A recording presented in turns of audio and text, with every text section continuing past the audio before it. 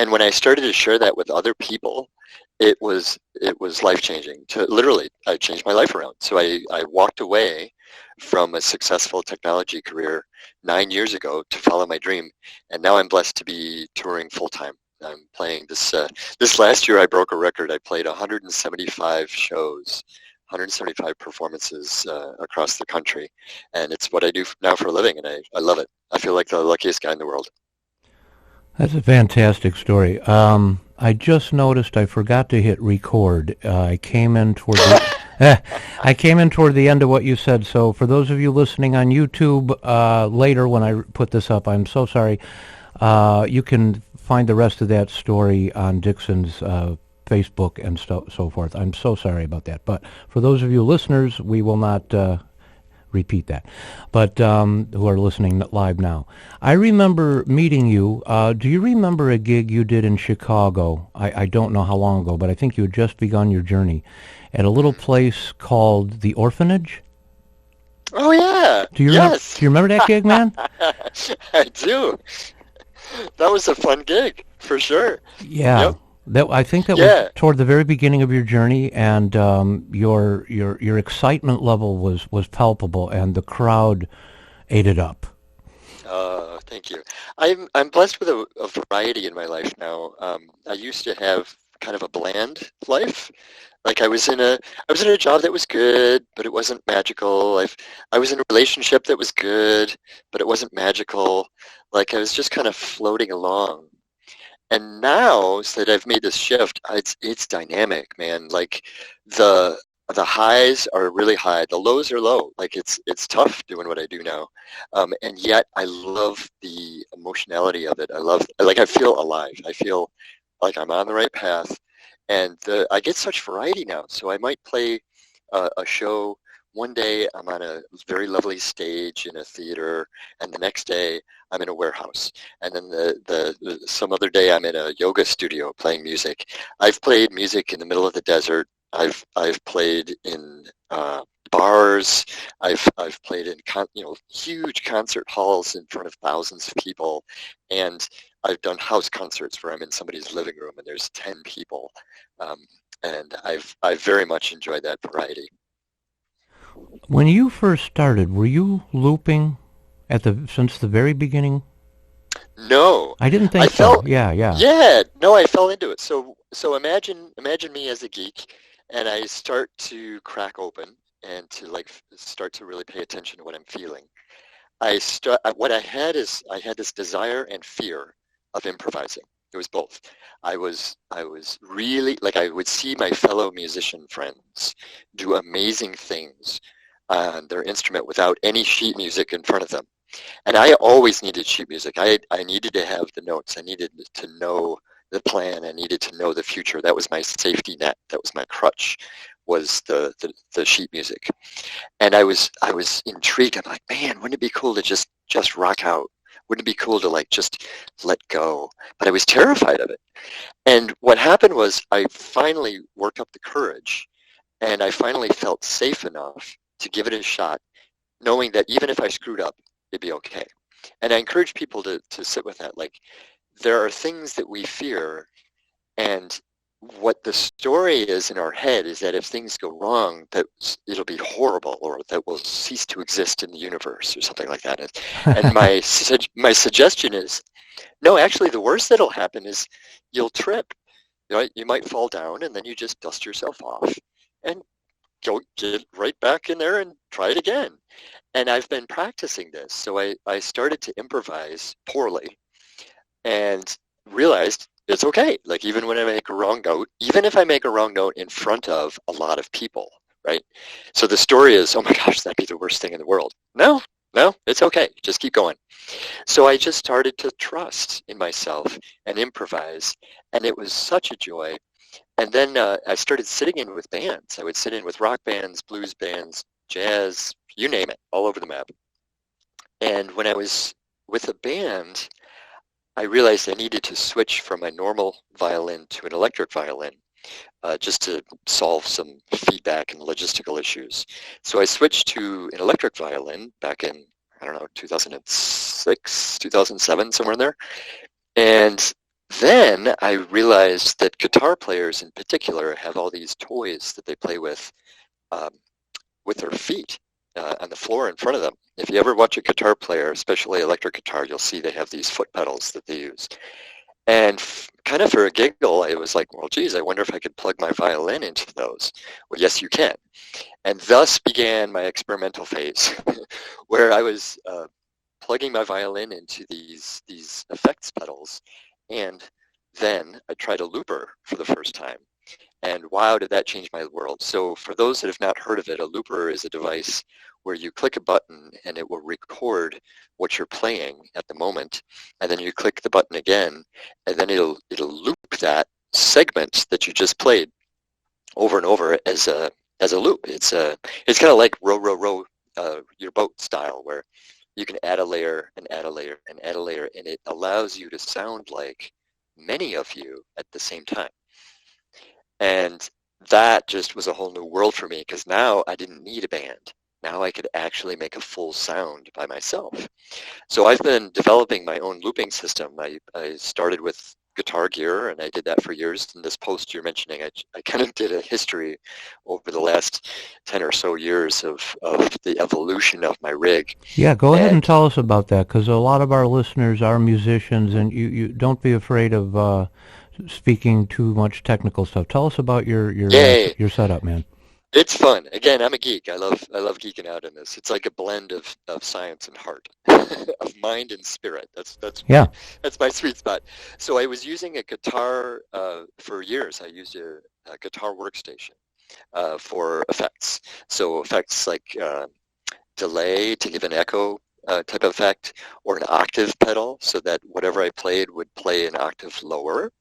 So when I plucked, it would sound like a bass line. So I could make my own bass line, or reverb, or EQ, or those sorts of things. And then separate from that, I was using a looper device that would allow this layering so that you'd hear more than one of me at the same time. So I used guitar workstations for years, and from basic models to more expensive, more complicated, newer models. And likewise for looper, I started with a basic looper, and then over years I upgraded. And then in 2016, I got this idea to make my own system. So the gear I was using was fine, but I had these ideas that I couldn't quite get out of anything that was on the market. And so I scrapped everything, I started over, and I created my own system using a laptop. So now literally on the floor in front of me is a laptop, and I'm controlling it with my feet. So I'm pressing buttons on MIDI foot controllers, and the laptop is doing the looping, it's doing the effects, and I'm using some bought software, Ableton Live and Mobius, but then I also wrote thousands of lines of code to make it work. And I'm so happy about the system. And what it allows me to do is it allows me to basically channel, to try and get out of my own way, and whatever I'm feeling, to express that through music, and to do it in ways that you really can't normally do with the violin. So so I like to tell people, you've never heard violin like this. To my knowledge, I'm the only one in the world doing what I do. It's a very unique sound because of the system that I've developed. It's never the same way twice, because I'm trying to feel into the moment, like what's present with me right now, and how can I express that musically. And the toys that I have, that I've built to use, allow me to make sounds that you really just can't get out of a violin. So it's quite otherworldly, and it's a lot of fun for me to do. So it's just a treat and a joy for me to express myself this way. Off the top of my head, and since I've known you, I don't think there is another violinist doing the looping. I've heard cellist David Darling and Eberhard Weber with bass, but never a violinist. And one thing that's wonderful about what you do, man, and I really noticed this the last time I saw you at the in Michigan last summer for the memorial for Dan Green, when you performed. A lot of people who use loopers, no matter what instrument they're playing, they tend to lay something down and play over it. You use counterpoint, which is very tricky. For those of you who don't know, you really have to have your timing down to work with a looper. Once you get it, you're good at it. But You have to hit the buttons just at the moment you want the loop to end and begin. You can take out some of the loops you've done. You can bring back some of the loops. But I don't know that I've heard too many people use counterpoint while they're improvising with Thank you. themselves. Thank you. Yeah, I try to make it not about the tool. Like if you could hear it and if you start thinking about the device too much, I've lost you. What I want people to do is to feel. And what I try to do also is encourage people as they're listening to really uh, move with the energy however you'd like. So it's interesting to me that different people will experience it in different ways. So some people want to just sit and listen. Awesome. That's great. Some people want to dance. But it's not traditional dance music. So what often happens is that people that dance to my music, I've heard them say to me many times, I dance in a way that I never have before. Wow. Awesome. I love that. Yeah. I've had people meditate to my music. I've had people bring flow toys. So for example, this event that I've got coming up next weekend there in the Chicago area, if you want to sit and listen, great. If you want to dance, awesome. If you want to do yoga through the music, great. If you want to meditate, if you want to bring a hula hoop, there will be others with hula hoops. Some people juggle to the music, and I love that.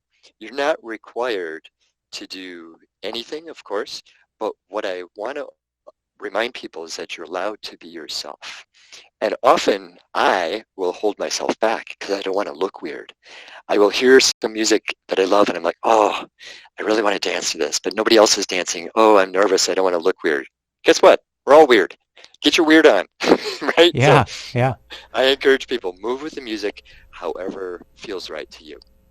That's beautiful, man. And getting back to what you were saying earlier, and again, for those of you listening on YouTube in the future, I don't know if I caught this part, but you were talking about how at the beginning of your journey, you were hesitant to start improvising, afraid of wrong notes. You come from a classical background where the score is in front of you. It's sort of fortuitous, Dixon, that you fell into the festival scene because so much of the jam band scene coming out of the Grateful Dead is all about improvisation, and people cheer you on when they hear a gaffe, when they hear something that obviously wasn't intended. That means it has opened the door for something else. And it's, like I say, it's sort of fortuitous that you fell into a festival crowd. That's the crowd that accepts improvisation as well as jazz listeners. So that was very fortuitous. Very fortuitous. And for me, it's also a mirror of how that is not the case in a lot of our lives. So I grew up in a very competitive environment.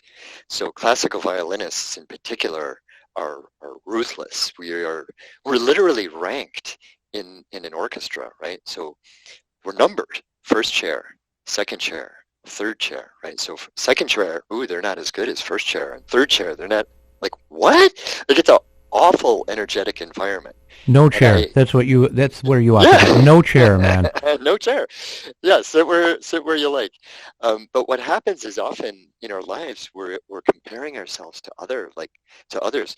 Social media is really, really bad for this too, where we'll see these photos of others doing amazing things and we'll think to ourselves, oh, I could never do that.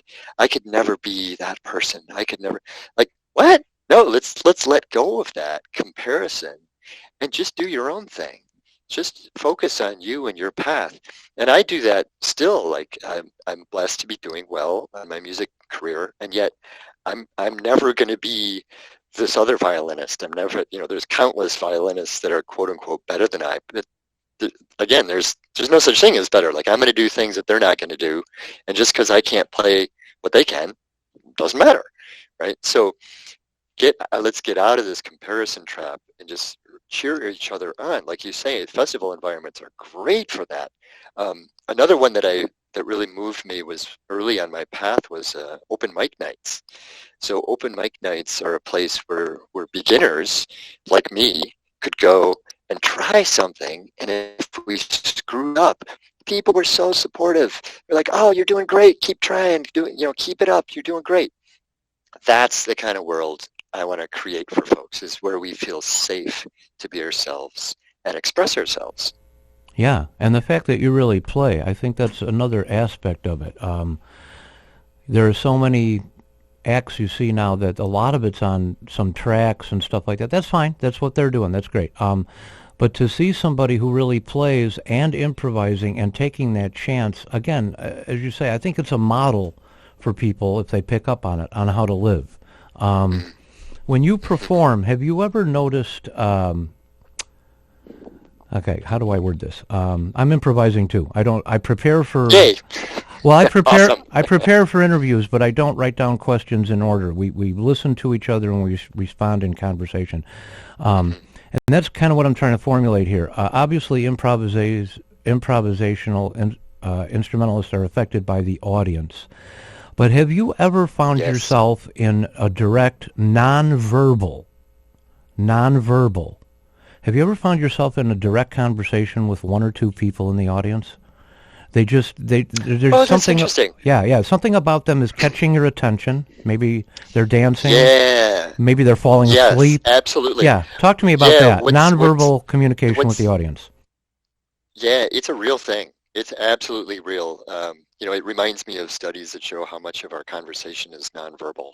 There's some like human connection. It's a beautiful, amazing thing, and it's what's inspiring me in my life change. Because I used to connect with data. I was really good at data, and then I realized human connection. Um, and I've absolutely had moments during a concert where I've connected with an individual. It could be somebody that's dancing. It could be somebody that's just sitting and watching. And I have to be careful because I honor that on the one hand, like to really know, to feel connected with another human being and to know deeply that you're sharing this emotion, you're sharing this energetic burning at this moment is really, really precious, right? So I love to like dip my toe into that when it happens, but also at the same time to not get lost in it. So I need to be very aware of emotionally what's going on in me. And so it's usually more the case where I'm balancing my own energetic journey with the audience at large, right? So it's rare when it gets focused on an individual. That often can feel pointy, but it's more often where I'm kind of vibing out the overall emotion, energy of the space, if you will. It's tough to put these things into words because it's not an intellectual thing; it's a feeling thing. But very often I'm balancing this. So what I'm often in this dance of is, okay, Dixon, like, what are you feeling right now, and where's this taking you? Where are the notes going next? What's happening within you? Okay, and how is the room? What's happening out there? And kind of going back and forth with that. There are times when I will close my eyes, which helps me focus more inwards, but I don't want to stay there too much because I can end up disconnected with the audience. And this stuff matters. Like because I improvise, there are moments that are glorious and there are moments that are really awkward. Right? It's not always rainbows and unicorns. There are times that I'm like, man, what the heck was that? Like, okay, let's try again. Um, right? So if I get connected, then that's often the awkwardness happens. What's best is when I'm really feeling into myself, combined and balanced with feeling into the audience experience. Yeah, so thank you for that reminder, and it's a reminder to me also of, like, again, beyond the concert space, like in our lives, are we being aware of our own emotional state in combination with being compassionate with other people's emotional state as we interact with them? Because I find often what happens in our work society is we're muscling through things. We're using our brain to push our way through our lives only, and we're on a screen often as a way to interact with other people digitally, but we're not actually connecting emotionally with other people. And I tell you, that's where the magic is. That's where the good stuff and the feeling alive is for me, is when we're sharing emotions between humans. And that's part of the reason I named this tour the Human Kindness Tour. Human kindness. It's a combination of humankind and kindness. So one word, human kindness. So humankind, to me, it's about us as humans being the same across the planet. Like I've been blessed. I've traveled the world now, as far away as South Africa, to share music. And what a gift it was to be literally on the other side of the planet, connecting with people just as I would connect here, and realize, yeah, we're all in this together. We're all humans. We all have our personality traits. We all have our flaws. We all have our challenges, but we all have our joys. We have our spirit. And it's such a blessing to connect with humans, and it's a reminder to be kind with one another, because we are all fighting challenges that we have no idea what the other person's going through. Beautiful. Who set that up? How did you get to Africa? Did you set that up? Were you invited? How did that go? Yeah, I basically, so it's funny, now that I'm a full-time performing artist, it really means I'm full-time in sales. And I'm trying very hard to set up a tour. And the myth is that I'm just on stage all the time. The reality is I'm often on a laptop trying to set up the tour. So I'm constantly sending emails, making phone calls, reaching out for opportunities, hundreds and hundreds of times a year. Just can I get hired here? Can I play there? What's happening? The Africa trip in particular was an artist exchange program for a Burning Man, a kind of cool Burning Man group called Lakes of Fire. And it was basically it was kind of like a grant, basically. It was a gift, but you had to apply, and I submitted my application as an artist from the United States, and somebody in Africa also. So there's a team that selects someone from Africa, and it's an artist exchange. So I am blessed to have been selected as the artist here, and so I got sent there to share music, and an artist in Africa was selected, and they were flown here to the U.S. to create art and share art, and it was an amazing experience. So I kind of created that myself by putting it out, and I encourage people, put it out there. Like, if I just sat on my laurels and waited for opportunities to come to me, that would not work.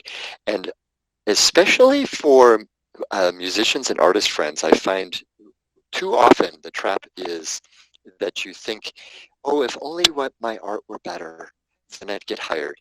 Oh, if only I played violin better, then I'd have more gigs. That's not my experience at all. My experience is the more I reach out to make opportunities to happen, the more I get hired, right? So I am constantly putting it out there, and I'm managing the business as well as the art. And too often, artists will only focus on the art and not on the business. And I focus very much on the business, and I'm blessed that that leads to being able to express myself as an artist. And again, it's working, and it's slow, and it's organic. So it was 9 years ago that I quit my tech career to do this full time. So the first 8 years were absolutely slogging along, making no money whatsoever, and just building up a fan base and building up opportunities. And this last year, it was the first year I was in the black. It was the first year that I'm like, oh really? my gosh, I'm actually just now more than breaking even. So it's a lot of work, but it's just, slow and steady. The violin is a great metaphor for that. Like, slow and steady practice, you'll get it. But it's not fast. And I find people give up too quickly, right? So they'll try something new, and they're like, oh man, I tried it for a whole week and it didn't work, or I tried it for a whole month and it didn't work, and so it must not be for me. Well, guess what? You can't learn the violin in a month, right? You can't start a new business in a month. You can't do a whole life change in a month, or maybe start a new relationship in a month, or so. Big things take time. So I encourage people to keep at it, keep at it, keep at it. If it's your path, trust, and just slow and organic, and it'll work. And that's been working for me, and I'm very grateful for that. Well, you bring up an interesting point. It definitely applies to art and music in specific, but maybe many walks of life. Folks waiting for it to come to them, like you say, but you are defining your thing. This isn't like I want to be a violinist and I want to make it in the world of violinists who make it in the world of music. I'm carving my own path. Yeah, and so it's been especially tough because I'm weird. Um, I do not do traditional style of music. People sometimes will ask me, what genre do you call that? I don't know. Like I call it visionary violin. That's the best phrase I've come up with. It is not blues. It's not rock. It's not jazz, right? It's not electronic. It's something new. And I think it's simpler if you do, like simpler to get hired in the short term for doing something people immediately can grasp onto. Like if I played the blues, it'd be really easy to market myself as a blues violinist. People would go, oh yeah, I get that. I know what that is. Well, I don't play the blues, right? I do this weird, unusual thing that I love. And so as I'm trying to get opportunities, it's really difficult to describe that to people. And then that's okay. So I've been, rehearsing, I've got a promotional material now, and I've got videos and such that really help get that idea across. But also, part of it is owning it. Part of it is to know that I can provide a valuable experience for people. Like I love this. Like when people after a show are crying, right? Or I've been in places where normally everybody's standing and everybody sits down to listen to the music, and the venue's like nobody's ever done that here before. Like no one's ever sat down in the audience before for a concert. This is crazy. I'm like, I'm blessed, right? So I know that I can provide a good emotional experience for folks, and it's okay to own that as I'm trying to get hired and trying to get new opportunities. And again, artists often don't do that. Artists and people in the heart space will often sell themselves short, right? They'll kind of approach it like, well, I'm okay, and I kind of hope to get hired, and they're very timid and shy about it. And I encourage you, like, own your self-worth. Like, know that you are providing value, right? You should, like, people tend to respond to you either at the level you held your value or lower. Like they'll round down. They rarely round up. So encourage people to step into the power. Yeah. So it's like, know that you're awesome. Like you're rocking it. Do your thing. Awesome. Cool. And as you meet other people and opportunities, trust that you're awesome. And that's not the same as saying that you're better than other people. No. And right? It's harder for older musicians to negotiate, I think, because, we were all brought up in a time where it was just a bit gauche, really, to toot your own horn. It wasn't an elitist thing, but you had other people telling everybody how great you were, like your manager. So it's a little hard to negotiate, hey, listen to me, and that's another thing I admire about you. You plug away, you let us know everything that's going on, but it isn't in a way of kind of look at me, which some people who do self-promotion tend to kind of come across like. I want to get back before we round this up. You were talking earlier about expressing your emotions, and a lot of improvising musicians talk about that. One question that always comes to my mind, do you really let all the emotions go? In other words, if the promoter just ripped you off before you walked on stage, if they said you're not getting the money, if the negative emotions, how do you deal with those when with as much as you play? There's obviously got to be nights you get up there. By the end, you've transformed yourself, hopefully, but to begin, there must be some difficult nights. How do you negotiate what you're feeling and what you want to project? Yeah, good question. It's a practice. There are definitely nights that I've gotten onto stage starting with a bad mood. Absolutely. Something went wrong. There could be financial issues. It could be, I just got a call about some other unrelated thing that's some bad news about whatever, or I'm just grumpy. Or something in the world happened, Oh yeah, like something, absolutely. Like there's all kinds of distracting news out there for sure. So I practice grounding, for example, before I go into a performance. Grounding? Definitely. With a G? Yeah. So. I thought you said drowning. With a G. I thought you said drowning. No, not drowning. No. Yeah, grounding emotionally. So like, take a breath. Look inwards, close my eyes, think to myself, heck, we can do this right now. It's like a quick inventory. Okay, can I feel my feet on the ground? Oh yeah, there they are. Okay, what's my heart rate? There it is. Okay, what's my breath doing? I don't have to change these things, but can I notice them? Can I notice them? Great. Okay. Can I feel this inward, can I feel my heartbeat, my breath, and at the same time with my eyes closed, expand my awareness outwards and hear, okay, I can hear the buzzing of some electronics in my room here. Yep, got it. I can feel the temperature. Yep, okay, there's some sounds in the distance. So that's an example of a practice to center myself, to bring it back to now and this moment and here, so that I shake off that other stuff. And now I can go into a performance experience clear. And it takes practice, and it's great. I practice regularly. I meditate regularly. I do yoga. I go to the gym, work out. Going into nature, go for a walk, get my bare feet on some grass. These are practices that work for me. Yeah. And what I encourage people to do is find the practice that works for you. Do you have, for some people it's a punching bag.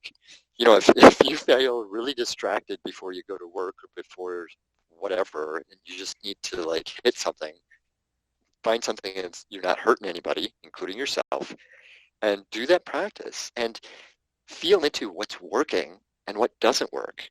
Maybe it's not a punching bag. Maybe it's, I don't know, maybe it's dance, maybe it's drumming. There's lots of ways, lots of tools that we have available for our emotional work. And we aren't often encouraged to use them. We're often encouraged to use your head, think it through, analyze it, show me the data, those sorts of things. We're often encouraged to practice those. But I want to balance that, because I don't want to get rid of those. Those are great. But I want to balance that with what tools work for you for your emotional well-being. That's important. Yeah. And I respond a lot to what you said earlier about social media, making people feel less than when you're telling people about good stuff in your life. And for those of you listening that are musicians, and you hear Dixon talking and it sounds so wonderful, let me be the first to tell you, musicians aren't going to tell you this, but they're driving around the country, around the world, alone. They're dealing with flat tires alone. They're dealing with all this stuff alone. It's an extremely isolated lifestyle. And getting up on stage and communicating with people and having them come up to you in tears afterward, and then you go back to your tent or your vehicle, and it's just you. So for those of you that are listening that think, oh, God, the guy who DJs, he knows music, he's living a great life. Oh, the guy who's talking to runs around and plays music, he's living a great life. Everybody's living a life that is full of heartbreak, loneliness, no matter what they're doing. It's not all perfect, and so that I wanted to say. And also, I just want to throw this out, too, the idea of changing people on a cellular level, that when we hear music, it changes you on a cellular level. Now, I want to add that idea to the idea that, I'm just putting this into your heads for the next time you play. I'm not really asking a question, but I'm looking for your response. They say that we have completely changed our cellular structure every 7 years. In other words, you're not the same physical human being you were 7 years ago, which I think is very helpful for addiction and struggles like that. But when you play for a crowd and then you appear 7 years later and any of those same people are in the same crowd, you're dealing with a completely different human being than you did last time, yet their memory cells are intact. I like that. You're re-exciting something that you began 7 years ago with them. Yeah, I like that. And it reminds me of the idea that we always have an opportunity to reinvent ourselves. We always have an opportunity to start anew, to make change. And even before 7 years, even if I'm in the same place just 1 year later, some of your cells might be the same, but your emotions will be different. What's going on in your life for your day might be different. Certainly the music that I play will be different. So the experience will be different. It's like the saying, you can't step into the same river twice, right? It's more like you've changed. And I'm excited about that. Like, I like that. So I just had a big birthday, and I am feeling better in my life than I ever have. And I'm excited for the future. I'm excited. You know, it's 2020 now. There's so many possibilities for the world, and there's some tough things happening, but we're having hard discussions that we didn't have 10 years ago. And how cool. So I'm optimistic, absolutely. Yeah. Yeah. I'm spreading. Yeah, I'm spreading an idea for 2020. Something about vision. Something about 2020 clearer vision. Mm-hmm. Something like that. Yeah, man. I like it. All right. So let's talk. Let's end this with next week. What's happening, buddy? You're going to be at Wire. I'm excited. Yes, I'm coming back to Chicago. I'm playing in Wire. So it's a lovely venue in Berwyn. It's next Sunday, January 19th. And the music starts at 8. There's an opener. DJ Z plays at 8, and then I play at 9 p.m. And I'm excited to bring this experience. And again, you've never heard before. It'll be something I've never heard before. It's different every time, and I can't wait. So please bring friends, and I can't wait to share it with you. Do you record all your shows? I do. I try to, as long as I remember to click the button. Okay. All right. With that, I'm going to say goodbye to you, and we're going to listen to 3 tracks from the Forest, and look forward to seeing you next Sunday, man, and continue doing what you're doing. I know it's not easy. I know it's rewarding, and you are very valued, my friend. Thank you so much, Brian. I appreciate your support. Okay, man. We'll see you next Sunday.